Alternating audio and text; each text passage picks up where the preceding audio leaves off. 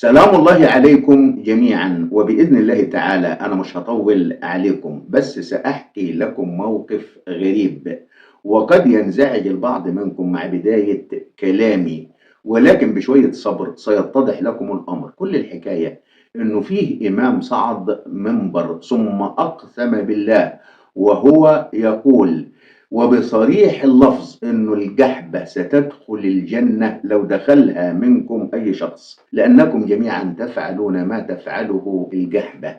وقبل أن يساء الفهم ونبدأ بالتجريح، أنا حابب ألفت نظركم مهما يكون الموضوع خطير فهو لا يحتاج إلى الضجة والضجيج اللي إحنا بنعملوه في مثل هذه المواقف. واللي عاوز يفهم يسمع كلامي حتى النهاية، واللي مش عاوز يفهم يروح عند جحبة تاني، لأنه الشيخ حسم الأمر وقال كلنا بنعمل أفعال الجحاب. وأنا متأكد إنك الآن بتسأل نفسك إيه هي الأفعال اللي بنفعلوها وتخلينا نتصنف ضمن هذا الصنف من البشر؟ وأنا سأجيبك على هذا السؤال، بس نتحلى بشوية صبر ونبدأ الحكاية من الألف.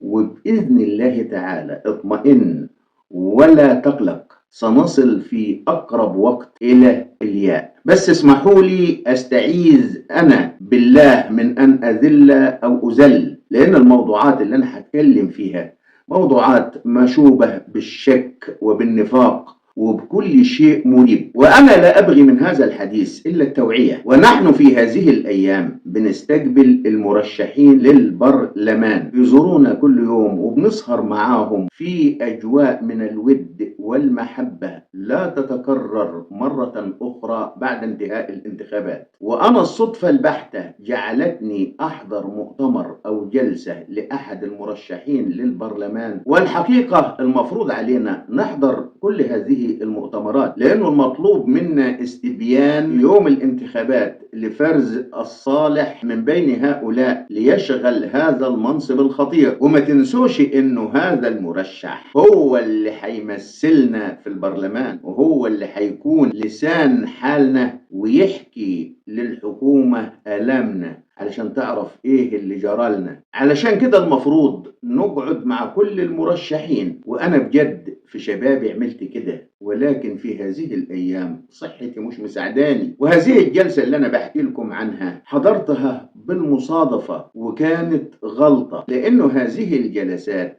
تشوف فيها كل أفعال الجحاب اللي قال عليها فضيلة الشيخ. وأنا مش عاوزك تستعجل في إنك تعرف ما هي الأفعال التي أقصدها بأفعال الجحاب، والله هتعرف في نهاية الكلام. زمان في بداية شبابي وفي بداية ممارسة حقي الانتخابي قابلت عند أحد لجان الانتخابات أستاذ كان درسني في الإعدادي. هذا الأستاذ أنا بحبه جدا وبحترمه جدا. سألته أدي صوتي لمين؟ قال لي ما تديش صوتك لحد خالص. فقلت له إزاي؟ وإنت اللي علمتنا إنه صوتك الانتخابي أمانة، وأي إنسان يتقاعس عن التصويت أمام لجان الانتخابات يبقى جبان. أليس هذا الكلام كلامك ولا أنا غلطان؟ فقال لي أيوة هو كلامي، بس يفيد بإيه إنك أنت تنتخب والحكومة تختار؟ وساعتها أنا وجدت ضالتي المنشودة،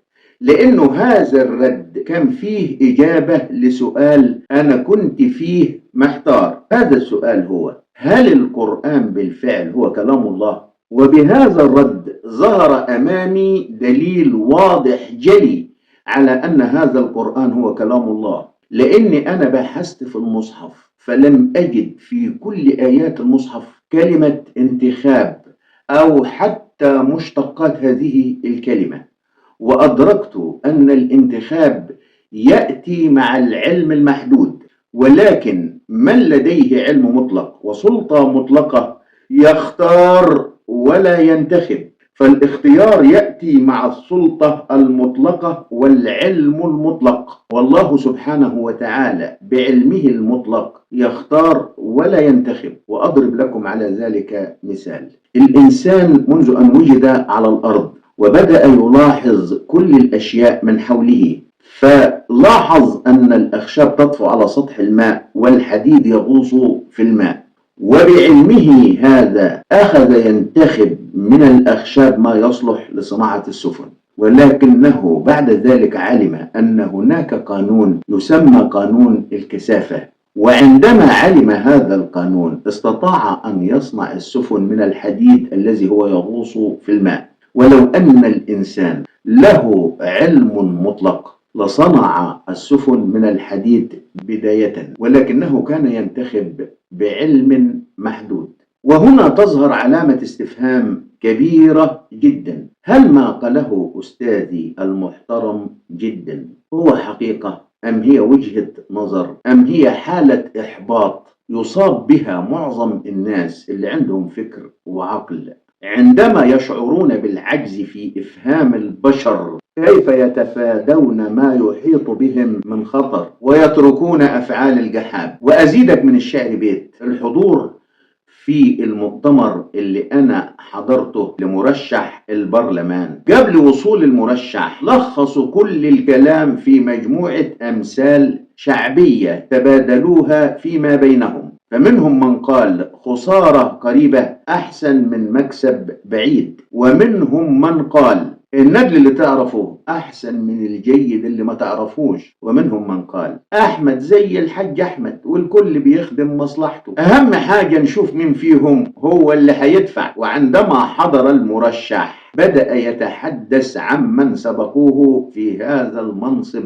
بالمتغطي، وجه للحضور كم سؤال وقال: كم واحد من أبنائكم في السنوات الماضية دخل كليات عسكرية؟ وكم واحد أخذ قرار علاج على نفقة الدولة؟ وانتوا ليكم زمن نفسكم ومنى عينكم يدخل بيوتكم صرف صحي. أنا بإذن الله تعالى هخلي في كل بيت من بيوتكم ضابط. وبالنسبة لصرفكم الصحي بعد نجاحي بإذن الله تعالى سيبدأ الحفر فيه. وهنا قال أحد الحضور بصوت مسموع: مثل أسمع كلامك أصدقك، أشوف أمورك أستعجب. وقبل أن يتسع النقاش قام أحد الرجال الموصوفون بالحكمة وقال: كل شيء بتوفيق من الله، ولنقرأ الفاتحة بالتوفيق للجميع. وتفرق الحضور كعادة المؤتمرات العربية، فهي تبدأ بالتفرقة وتنتهي بالتفرقة. وأنا حاسس بيك لسه بتسأل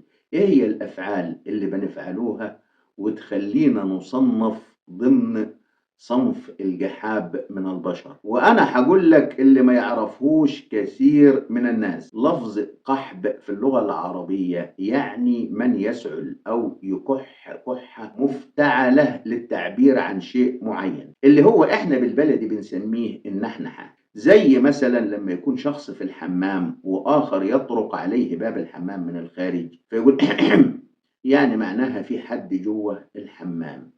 هذه النحنحة في اللغة العربية تسمى قحب.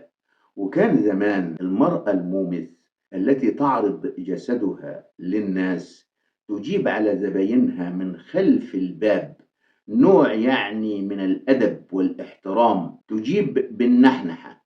وكل نحنحة تعني شيء معين عند زباين هذه المرأة. ومن هنا اصطلح على أن لفظ جحبة يعني المرأة التي تعرض نفسها للرجال، ولكن هي في اللغة العربية تعني النحنوحة أو من يتنحنح ليرد بالنحنحة على شيء معين. ونحن بالفعل تقريبا كلنا نحنيح، لدرجة إن إحنا خلينا كلاكس العربية بيعمل نحنحة بدل منا. يعني لو أنت ماشي في الشارع واحد بسيارة عدى جنبك وقال لك بيب معناها سلام عليكم، قال لك بيب بيب بيب معناها ابعد يا حمار، أو اللي أنت بتعمله مش عاجب هذا الشخص. فكلاكس العربية علمناه النحنحة. وهذا يعتبر مقدمة لموضوع طويل، وبإذن الله تعالى في فيديوهات قادمة سأشرح لكم أشكال وألوان من النحنحة، وبالمرة نكمل نحنحة المرشحون للبرلمان، ونكمل نحنحة جمهور مش عاوز يطلع من الحمام. وحتى ألقاكم أترككم في سلام.